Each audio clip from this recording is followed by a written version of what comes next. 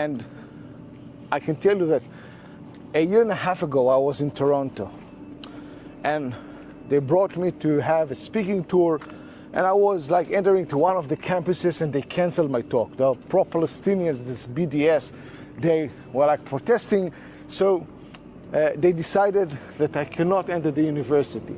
However, in the evening, I was going to a Jewish synagogue, and I was like entering the synagogue, and I heard an Arabic voice shouting at me. He was calling me Abu Yaqub. This was my Syrian name, the father of Jacob. So he was calling to me, and he was like running, and then I realized that he is one of the persons that follow my accounts. He was a Syrian refugee. He's living in Canada, and he was following my account, and he said, I heard that you are coming to Toronto. I said, I must meet you. Wow. I must meet you. I want to thank you for what you have done for my country.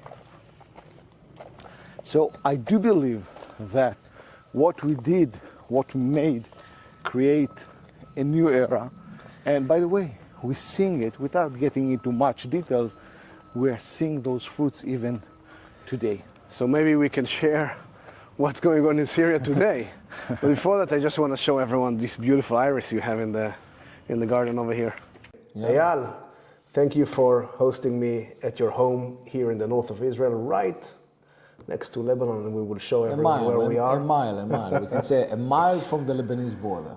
And whoever in the club who doesn't know Eyal, some of you met him before, but Eyal, I met Eyal when he was talking to some of our groups as someone who led one of the most important and I think interesting operations that Israel made here in the border with Syria. Back 2016, 18, somewhere there. And Eyal will talk more about it, but most importantly, he is a father for three, and he is a northern person. He's serving still in the reserve in the army, and live here we just talked about it, in the place where I was born, so I appreciate the place you are and what you're doing. But I think you will present more about yourself. I think you should stay with us, because what Eyal is going to share is going to amaze you and going to share with you aspects you never thought that are existing in the Middle East, especially not between Israelis and neighbor countries which consider to be hostile or enemies, and more than that. So stay tuned, Eyal. Again, thank you. Okay. I will start, maybe share about yourself. Where are we? So welcome, and I'm really happy for meeting you. It's been a long time since our last meeting, I think. Yeah. At least a year and a half. Yes. Well, we are now in Dafna, my community, my kibbutz, one of the most beautiful places in Israel. You're all most welcome to arrive. I agree. Hopefully later on you will allow me to show the people a little bit from this beautiful site we are in. We will. We are a mile from the Israeli-Syrian border, 1.8 kilometers exactly, and it's easy also to see it from the windows. I'm a father for three. I'm married to beautiful women named Michelle. Our roof is not from here. We came from Petah Tikva in Jerusalem. We're living in Modi'in city. And you choose to move to the north how many years ago? 8 years ago. We chose to, in 2016, while I was called to duty to establish Operation Good Neighbor, we took a decision, a strategic decision, to take our children to a place that most of the Israelis know as a vacation place. Yeah. And we said, okay, we're going to live here for 1 year, and we will go back to our friends in Tel Aviv. And work. It's hard here for work and everything. Yeah, but we will say, it will be a year. We will then go back to Tel Aviv, and we will say to our friends, we were living the dream. And 1 year become 6 and 8. We became kibbutz members here in Dafna. We built our home. Beautiful. And unfortunately, we are now more time out of home than in a home. We were living here for 11 months. October 7th, happened, and we have been evacuated from our home. We are living in a hotel in Tiberias and praying to come back home very soon. Why exactly the return is not happening? Because of bureaucracy or because of fear that the ceasefire is not stable? I do believe it's more bureaucracy than fear. That's what I feel. But however, also there's of course the issue of the ceasefire. We are now waiting to see. The 60 days is going to be over in 2 weeks. Children are in Yes. others' education systems. it's the middle of the school year. Exactly. And my children, for example, in the last 2 years, they changed 4 times their schools. And now as a parent, should I bring them home and we will do it for the 5th time? Or should we stay in our schools? We will wait until June 30 and come back. It's a huge dilemma. But do you feel safe, let's say, if the school was open over here, do you feel safe bringing them over here? So I can tell you, I served my country 24 years as a lieutenant colonel. I'm serving now in the reserves in the last 6 years. I'm in a row since October 7th. I know a little bit about security, and I can tell you proudly that for myself, I slept tonight. I slept here with one of my daughters. I feel completely safe. I completely trust the IDF that what we achieved during the last 15 months in the war against Hezbollah and some terrorist facilities in Syria, I do feel safe. I know that I can sleep here. I know that the enemy Sleep at home. Sleep at home, Which is, of course. yeah. I know that the enemy could not today made what he planned to make a couple of months ago. So I feel totally safe. Well, a year ago, yeah. A year ago, yeah. That's amazing. And maybe it's a great pause for a moment to say that this is the safe feeling that Eyal has is something that you should consider coming here. We're right next to 2 biblical sites. If it's Tel Dan, it's the ancient city of Dan, where the Danites used to live. And if it's Caesarea Philippi and Mount Hermon, all of these are right in the 5 minutes range of drive. So I feel safe here. I mean, it's the second time I'm here since the ceasefire, and it's quiet, it's safe. And of course, we have all the security systems that Israel has. It's the siren system and your safe room, which is... Safe rooms, the Iron Dome. Yes. There is plenty of defense shelters, let's call it like that. But again, even more important is what happened to the enemy side during these last 15 minutes and what... 15 months. 15 months, of course. And what are the consequences of this war about their plans and the abilities from the other side to make it happen. Maybe share it with us, and then we will move to the other side, to Syria, because that's maybe a little... That's where we are, Lebanon, talking, and then Syria is a different part of your expertise. Another region. I was privileged to learn about 180 kilometers of border of the state of Israel. It's more than 100 miles, the border with Lebanon and the border with Syria. Those are 2 areas that I have some knowledge about that. My service is in the last years is in this region. And we should understand that at October 7th, I'm sure that everybody from your audience knows what happened, unfortunately.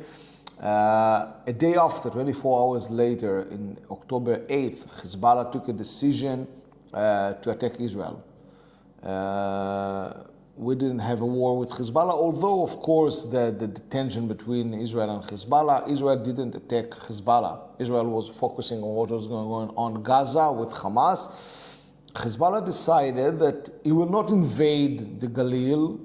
They had a plan, a strategic plan to invade Israel, to occupy territories on the northern border, but they decided that, okay, because we are also in a surprise, Hamas surprised also Hezbollah, we are not going to make it happen, but we are going to collaborate with Hamas by shooting missiles towards Israel, and it started from October 8th, day by day.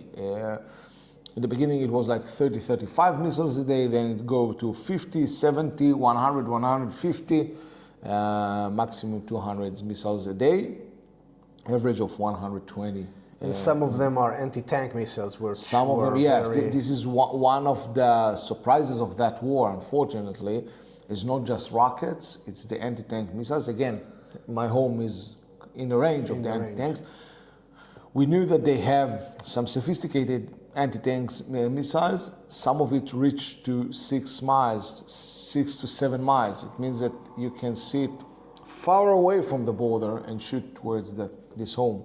This is why, for example, we couldn't have sleep. After we evacuated, when I came back for a night just to check the house, I wouldn't got the permission to light the,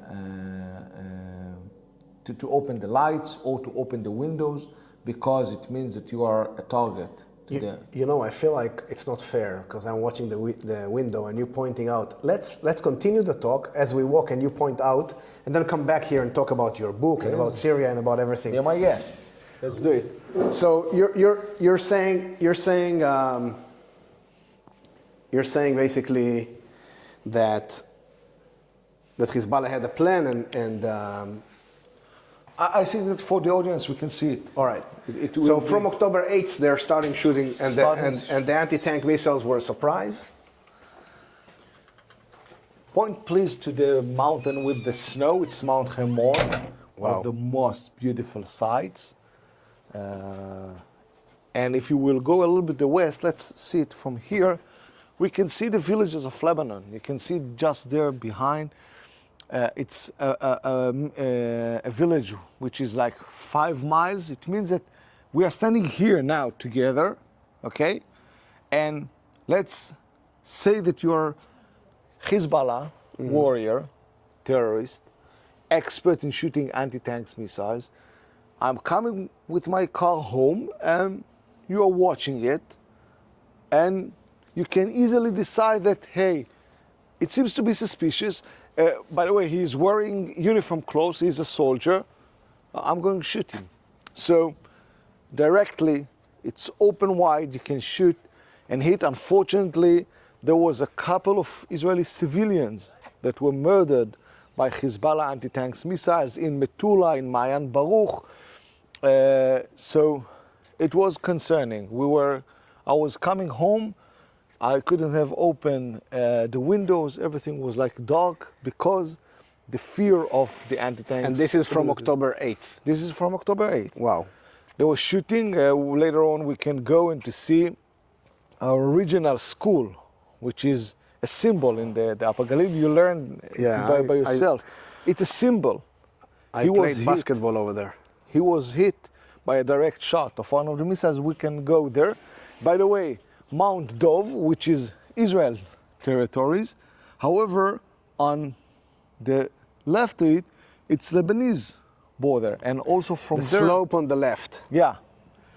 The antenna is Israel, however, on the left is Lebanese. Okay. And they could have shot our northern part of the kibbutz. And we can now go a little bit to see. By the way, I said that this is one of the most beautiful places. However, if you will just point the camera, this is unfortunately the meaning of ghost town.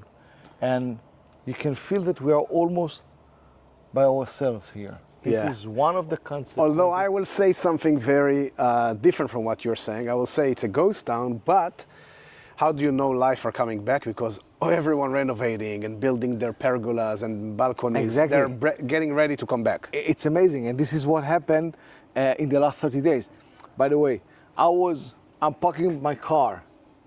A week ago, it was almost a road accident because I used to that when I'm going backwards, I don't need to see anything because back. Nobody's here. And I was like taking my car and my neighbor go out from his, and we were like stuck and we were like laughing and hugging. It's amazing what is going on since the ceasefire starts.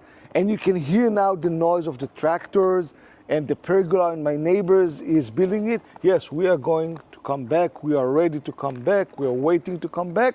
However, during 15 months, it was a ghost town. You can see houses that started the building and simply stopped. We are all praying and waiting that every bill will be completed and all of our neighbors will come back, and it will be like hearing again the noise of the children and playing ball in the street. Are you optimistic it will happen? I want to take you back to what you mentioned before about after what we did to Hezbollah. So what happened here with Hezbollah? So then we can cover behind the Golan Heights up there, Syria. So what makes you so confident and secure here now? You need to understand a little bit. אהלן, מה העניינים?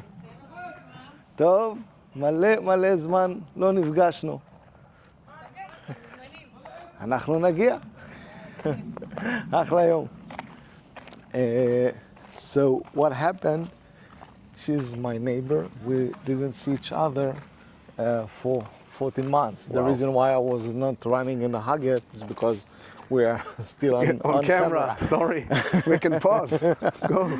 But what happened during the war that Israel targeted Hezbollah commanders from the higher ranks to the small ranks. It means that their generals, by the way, Hezbollah is a terrorist organization, but Hezbollah is an army. It's built like an army. And any army, when you are like taking his heads, the division commanders, the generals, and then the battalion commanders and the platoon commanders, the soldiers do not know what to do.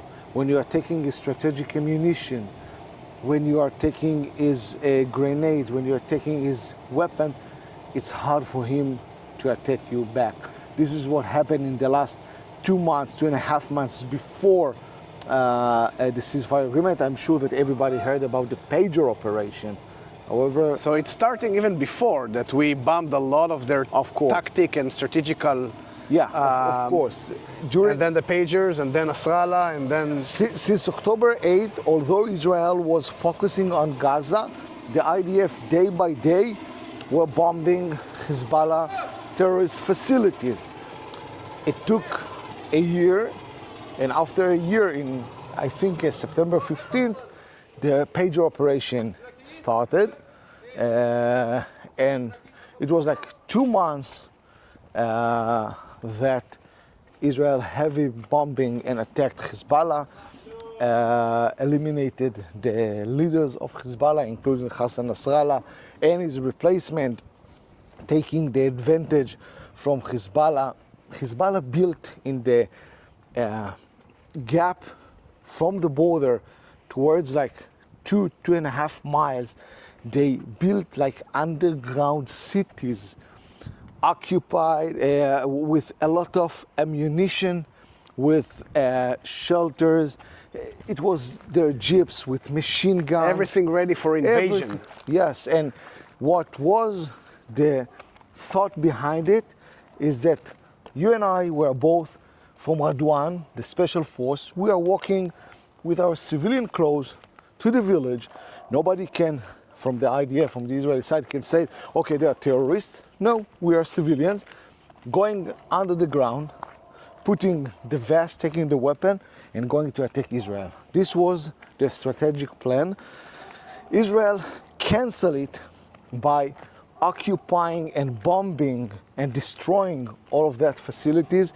According to the IDF spokesman, Israel took out over than 100,000 pieces of ammunition from Lebanon. Okay, wow.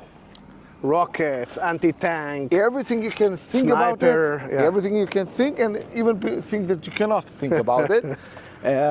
By the way, Israel bombed on the area a lot of others. It means that there is some ammunition that we took out and a lot of ammunition that were destroyed on a field. We are now on our way. You can see this part is like some of the buildings that now you can see a person inside the house is rebuilding, and it's amazing. It means that people that were waiting for 15 months, they took mortgage, they are paying this mortgage for to finish their homes, and now they have some hope because we are now allowed to rebuild again. And we are walking to a place that it's very familiar for you. This is the regional high school. It's a symbol. The dome of it is very known in all of the Galil area. Yes. And I remember when it got hit, we still have a high school group thread, and people sent the picture, and everyone was like, "Oh no, it got hit!" And it's a famous place, yes. This little very dome. famous. Anyone that is driving towards this, I remember that when I was like driving to the Golan Heights, even before we were living here, the dome is something that you see from the road, and then you ask what it is. Then okay, this is our high school. So it got a direct hit From a rocket or from a drone? From a rocket.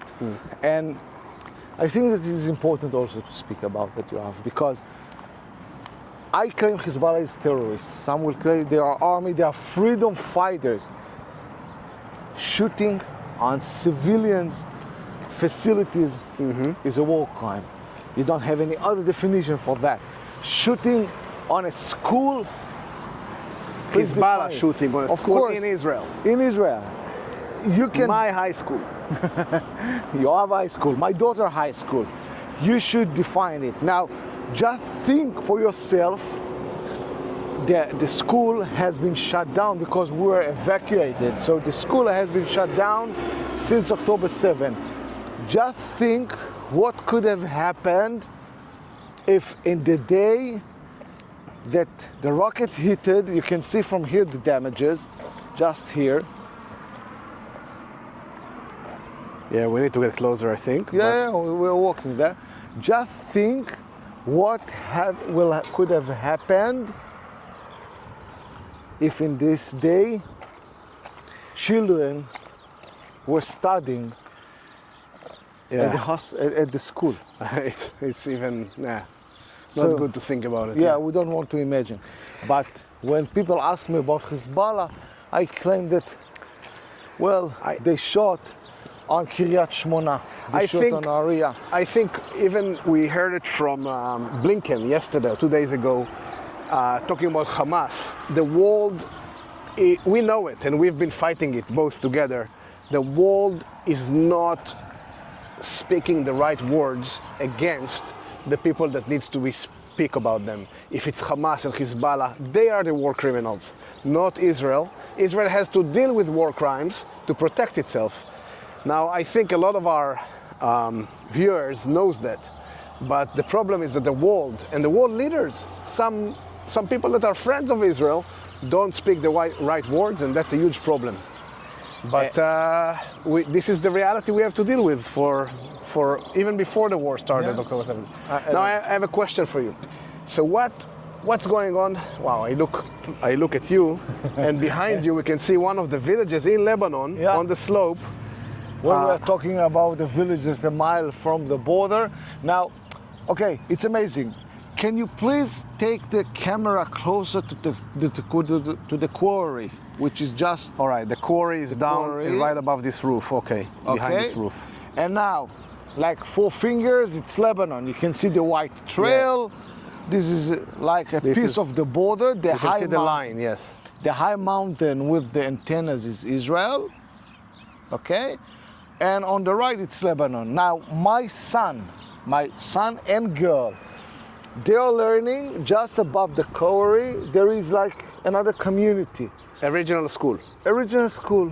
Oh. Now, how should I convince my wife that it's safe when it's 700 meters from the border? Last time I was here, about a month ago, I think I saw for the first time this village. Most of the roofs are at the first floor, no? Exactly. Which means the IDF, they were all Hezbollah outposts. This is what I'm trying to say to my wife. There was a huge threat. It does not longer exist. Now, I think that this point is amazing to realize, by the way, for your audience, the meaning of being surrounded by enemy's countries. Because if you will take the camera, you can see Lebanon. Okay, this is the north. You can see the heat of the school. However, if you will take it a little bit up, Mount Hermon, which is already the Syrian border, and Majd al-Shams and the Golan Heights. Just behind of it is the Syrian border. Just there, yeah. So, by the way, I don't know if you are seeing the movement of the cars Yeah. on the road. It's exciting for me because for 15 months I would like driving this road, I was totally alone. Today we cannot speak because there is so many Yes. vehicles. It's amazing. So we are going to come back. However, we spoke a little bit about Lebanon, but we can see also Syria, and like I said before, Hezbollah or Iran's strategic plan was, there is the border between Israel and Lebanon, 80 kilometers. I don't know, it's something like 55, 60 miles. The border between Israel and Syria is 100 kilometers. It's like 70 miles, something like that. The Iranian vision was, we are going to create Hezbollah all over Lebanon and Syria. Israel will be surrendered. This is what we call the Shiite proxies, Hezbollah, the Shiite militias. So again, from that point, you can understand how dangerous from military. What's the reality right now with these Shiite proxies? Hezbollah is weak, but still existing. Of course, Hezbollah is weak. Hamas, which are Sunnis, however, they collaborated with the Shiite proxies, has been almost destroyed. From military point of view, they still... We'll get to talk about Syria and the militias over there, but with Hezbollah, the agreement, correct me if I'm wrong, with the Hezbollah and the ceasefire is that Hezbollah is supposed to become only a party in the parliament. They're supposed to withdraw from the border. Are they doing it? The Lebanese army is supposed to take over here, and the American committee is supposed to... Let's say that what has been agreed that they shouldn't be in the southern part of Lebanon, because the agreement says that they can have their presence on the Bekaa and on Beirut. I do believe that the internal procedures in Lebanon might force them to pace their weapons. With support from the West. With support from the West. Well, I understand, supposed to support the Sunnis, the Christians, the yes, Lebanese army. Exactly. To force Hezbollah, demilitarize them. There is voices in Lebanon. I think that one of the most important consequences of the war between Israel and Hezbollah, if I will go back to 2006, it was like the Lebanese thought that Hezbollah won Israel. Israelis thought that we won, the Lebanese thought that Hezbollah won. Today, most of the Lebanese, including some Shiite, thinks that Hezbollah lost. And it's make criticism against Hezbollah from Lebanon, which might lead them to understand that, okay, we have been beaten. We have two choices, whether we are going to continue to be the resistance, however, they have less weapon, they have less power, and I don't know if Iran is going to support them. When Syria fell down, the access for ammunition from Iran to Damascus and then to Beirut, this gate has been closed, shut down. So they might say, okay, we will be like a party in the parliament, but we will not be a resistance anymore. I don't know. I do hope for the Lebanese, by the way, that this is what will happen. We can see it because in 2 days, I think, on January 9th, it should be elections for the president of Lebanon. After a few years, they don't have a president. After more than 2 years that Hezbollah didn't agree for that. Today, the people are not asking Hezbollah it's going to happen. And it's interesting to see who is going to win. So aside of bringing security to Israel, Israel is also bringing, in a way, redemption to many Lebanese, Christians, Druze, Sunnis, from this evil power called Hezbollah, which is supported by Iran. So basically, we do good to others. Like always. Yes, I think we have to emphasize that. It's. So I will speak about that. In the last 3 months, you are hearing in Lebanon people, including belonging to the Shiite stream, criticize Hezbollah. Now, it's not like we will do a TikTok. By the way, when people 6 months ago made TikTok and criticized Hezbollah, 2 days after, they made another TikTok and they said, okay, our words they didn't understand us, we are not criticizing Hezbollah, and you could have seen that he was beaten. Today, Or there was a gun in front of his face. no, Hezbollah is very nice people, they are not aiming guns, no. Today, you are seeing also in the Lebanese media, which is broadcasting to all the Lebanese, you are seeing people speaking about the damages Hezbollah caused to Lebanon, about the need that it will be just a weapon with the Lebanese army, calling to Hezbollah traitors, speaking about Hezbollah was saying, I'm the defender, I'm the real defender of Lebanon.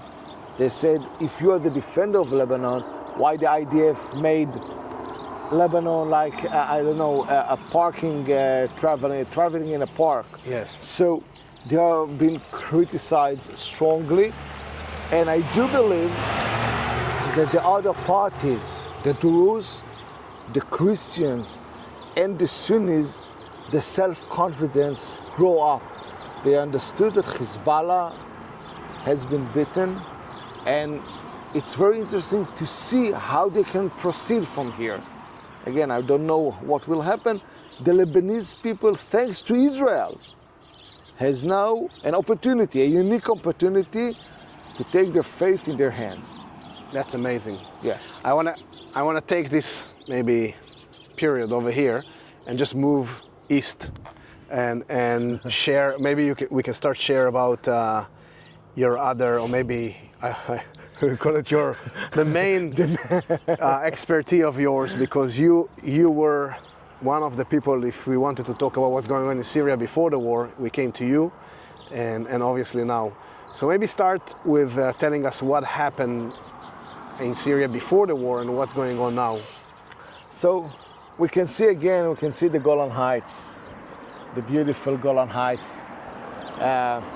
Those are the mountains just there. The border between Israel and Syria. And Israel and Syria, we have a lot of bad blood between us, two terrible wars. However, on 1974, it has been signed a ceasefire agreement between Israel and the Assad regime, Hafez al-Assad. 74, after the war of 74, October. after the war of October. Yom Kippur, yeah, okay. Exactly. And since that day, the border was very quiet from terror activities. The Syrian army forced its power and didn't allow for any terror activities to be on that border. 2011, the Arab Spring started, and 2012 it began also in Syria, which very quickly became a tragic civil war. Now, Israel found on the border groups like Al-Qaeda and ISIS, Hezbollah, and on the other hand, at the same place, there was approximately 250,000 human beings. They were living from the border and about like 15 miles Into Syria. Into Syria. We're talking the years 2012, 2016? 2012, 2018. Okay. Their life was bad. The Assad regime bombed their facilities, their schools, their clinics. Everything was destroyed. These people used to drive to Damascus, what, like an hour and a half? It was like 45 minutes. And now they couldn't, not only they couldn't, they were bombed by Damascus. Bombed by Damascus. People that got medical treatment in the region, like 5 miles from their home, the clinics has been shut down, destroyed. And Israel decided in 2013 to open its gates. It was an historical decision to open its gates for the Syrians. Over the 3,500 Syrians were treated in Israeli hospitals. And in 2016, Israel said that, hey, we have a unique opportunity, maybe a once in a lifetime opportunity, to make the Syrians, which for 40 years heard that Israel is the enemy. For 40 years, they didn't have any relationship with Israel. Israel understood, realized that if we will do actions, not by talking, not by saying, oh, we are so feeling sorry for the situation in Syria, if we will help them, it might change the minds. And Operation Good Neighbor created, I was called to duty to establish that unit. It was the most important thing that I did in my life, the most exciting thing that I did in my life. And I brought security to both sides, the Israeli side and also for the Syrians. For the Syrians, we brought hope. During this operation, we took, for example, 1,400 Syrian children suffering from chronic diseases, Wow. and we gave them aid in Israel. They were treated by expert doctors in Israel. We built a maternity hospital inside Syria. 1,000 babies were born there. Wow. We created bakeries. We brought in American organization, a Christian organization, by the way, named Friendships Unlimited. They built a field clinic on the other side of the border. I do believe that it was the first time in history while Jews, Christians, and Muslims were collaborating together to save Muslims' life. 8,000 Syrians that didn't know who are the Christian people, and we saved their lives.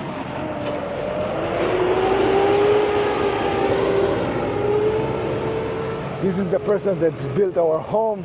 I'm so excited to see him coming back to work. It's amazing.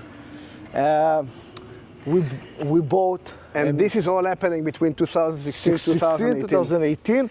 By the way, your audience can read, will be able to read about that, because I published a book named Embracing the Enemy. It was the Hebrew version, and the English version will be going out at the end of February in 45 days. Yes. Okay. So it was a life-changing operation. I will give you a simple example with your permission. I was playing soccer with a Syrian boy in a hospital, in the corridor of the hospital. He was waiting to the appointment with the doctor. We were running each other. I was with my uniform, with my gun, and we were shouting at each other, you know, two children playing ball. And then I asked him a simple question. I asked him, aren't you afraid for me? And he was looking at me and was like, why should I? You're an Israeli officer, you're not a Syrian officer.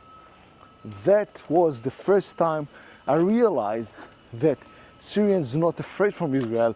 That was when I knew that Syrians appreciate the state of Israel. By the way, there are plenty of examples like that. We can speak about the flag of Israel that a Syrian girl was drawing to us. We can speak about the hugs. We can speak about the words that were leaving to us in the WhatsApps. It was amazing. It was amazing. It created a new era. And unfortunately, the operation came to its end in 2018, while the Russians helped the Syrian regime to reconquer the Syrian Golan Heights again. However, so once the Assad regime is retaking, with the help of Syria and Hezbollah and Iran, the border with Israel, your operation is, Israel operation going out, and these people are going back to suffer. yes, unfortunately. But the foundations are laid already. Yes.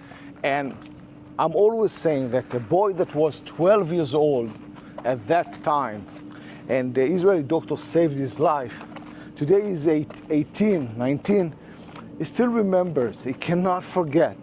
And I can tell you that a year and a half ago, I was in Toronto, and they brought me to have a speaking tour, and I was like entering to one of the campuses, and they canceled my talk. The pro-Palestinians, this BDS, they were like protesting, so they decided that I cannot enter the university. However, in the evening, I was going to a Jewish synagogue, and I was like entering the synagogue, and I heard an Arabic voice shouting at me. He was calling me Abu Yaqub. This was my Syrian name, the father of Jacob. So he was calling to me, and he was like running, and then I realized that he is one of the persons that follow my accounts. He was a Syrian refugee. He's living in Canada, and he was following my account. And he said, I heard that you are coming to Toronto. I said, I must meet you. Wow. I must meet you. I want to thank you for what you have done for my country. So I do believe that what we did, what we made, create a new era.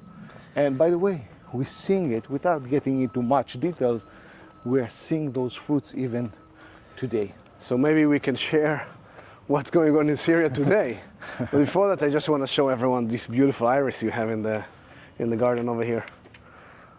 Wow, unbelievable. The flowers are blooming in the north of You're Israel. most welcome to the FNA. I'm waiting for you. Well, Basically, we were talking about what's going on in Syria today. I can't think of reality without the connections and the seeds you planted, or Israel planted, with your management, with the Israeli army and everything. So today, a lot of people asking, okay, Assad left, a whole regime, a country has collapsed. Do we know what's going on there? so I would say that those are historical days. First of all, without getting even to the Israeli point, it's historical days for the Syrians. After 50 years living under a dictatorship, a cruel dictatorship, they have finally the ability to change their lives. Now, regarding to Israel, or regarding what is going to happen in Syria, I don't know. I don't think that there is a person that knows what will happen. Maybe Erdogan. I don't think that even he realized. Yes, there is statement of Mr. Jolani, Shara, and he's trying to be moderate. That's the new ruler. The new ruler. I will just say that don't close your eyes. His root is from Al Qaeda, and although he tried to make moderate procedures, his people are ISIS or belongs to ISIS or ISIS ideology. There is plenty of those organizations that they are radical Islamic jihadists. We really need to believe in a change that people can make to see this regime turning to something that we in the West maybe will be good with. Yeah, and this is why I said that I hope that the West will not be naive too much too quickly. For example, he had a price on his head, $10 million. Because of his background from ISIS. I have just one question. Why it was the rush to take it down immediately? Shouldn't we see his actions and judge him by his actions, not by his very nice words with suits? Again, this is the Middle East. We learn that people will talk and will say to the West what the West want to hear. I'm a little bit concerned about that. So what do we do, the Israelis, to secure ourselves? So first of all, Israel entered the demilitarized zone. It's not an occupation. Al Jazeera and Al Mayadeen and others networks immediately speaking that Israel is conquered 20 miles inside Syria. In a minute they will say that the head of staff ate hummus in Damascus. It's totally lies. We spoke about the ceasefire agreement in '74. The ceasefire agreement was signed between two countries, Israel and Syria. The ceasefire agreement has been signed and there was a Syrian army to enforce it. Today there isn't any Syrian government, especially not a government that signed an agreement with the state of Israel, and there isn't any Syrian army. Israel captured those areas. By the way, the Prime Minister of Israel said, we are not want to be here forever. We just want to wait to see what is going on in Syria, especially after what happened in October 7th. Yes. We should trust about ourselves. So we're talking about what, 5 miles? No. It's shorter. It's not more than 2.5 to 3 miles. The IDF is not so deep in Syria. By the way, most of the places is not populated areas. This is also something that we should realize. Is not Israel is Judea and Samaria. Israel is trying not to be in touch with the Syrian civilians, and when it happened, we are trying to treat them in respect. Again, some of them we are hearing it. They remember what we have done back, so they know that we are not the enemy. However, the foreign media or the Arabic media, some of it immediately trying to lie, and Israel occupying. And that's not good. The media has a lot of power by sharing lies, and Of course, that's by creating shaping agendas. agendas. By the way, nobody in the media, sorry for that, but nobody in the media speaks about the Turkish military presence in Syria. So I will claim that from Al Jazeera and Qatar point of view, when they accuse Israel, they're allowing Turkey to do that because the focus is again about the bad wolf, Israel.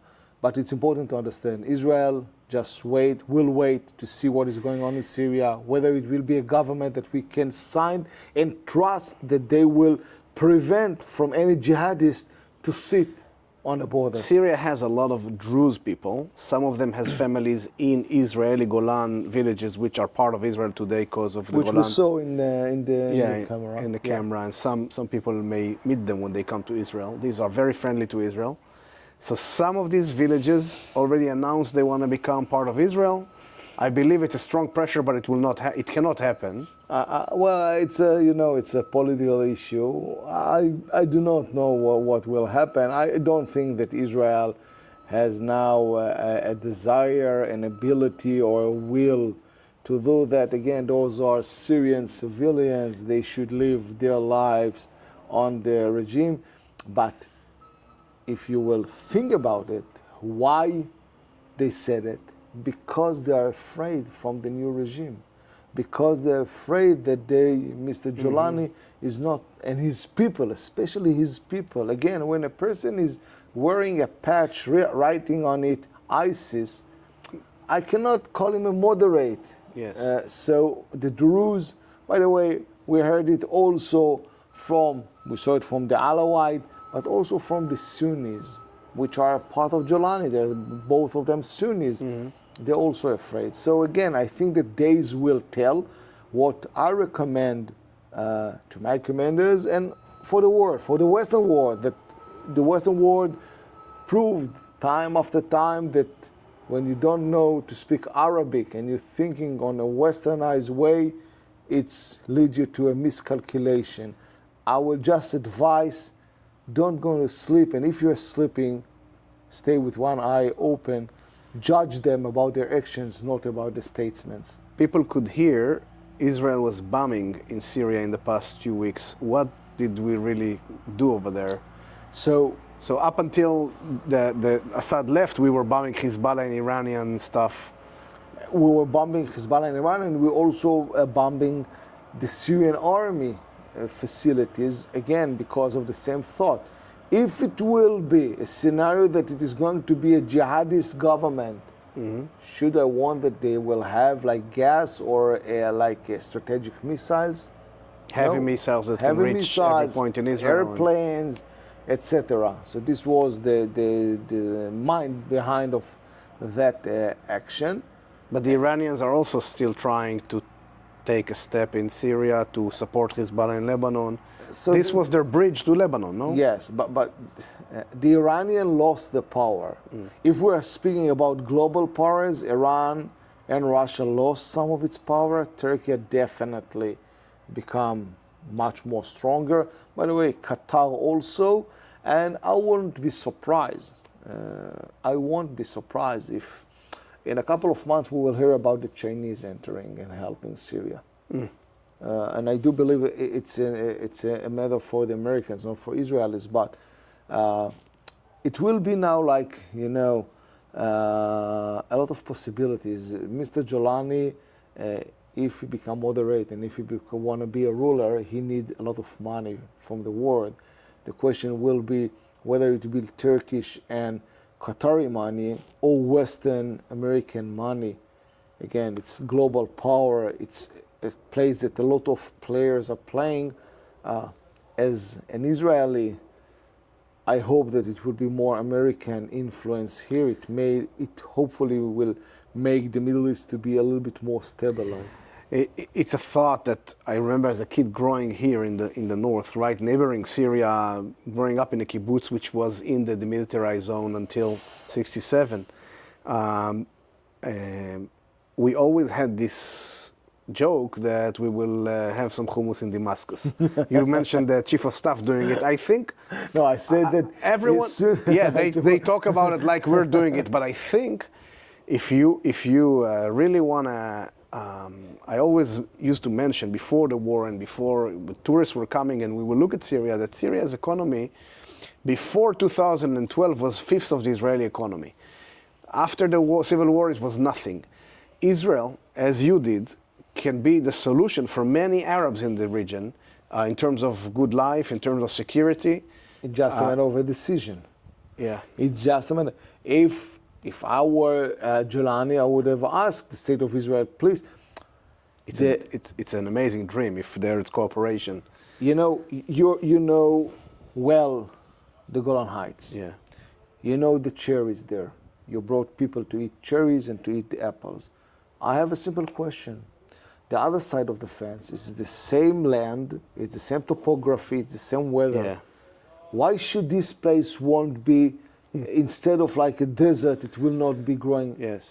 Again, if we are talking about dreams and about visions, this is what has been requested, by the way, from the Syrian government. Are we trying to offer it?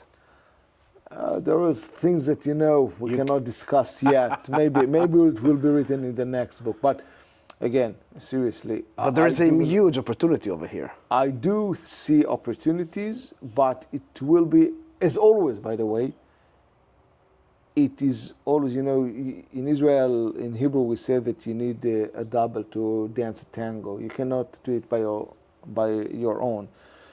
Maybe the Arab countries, after what happened on October 7th, and after they saw how strong is the IDF, and what happened to terrorist organizations that raised their heads against Israel, maybe they will say, okay, I had enough with war. By the way, Jolani say, I had enough with war for 14 years.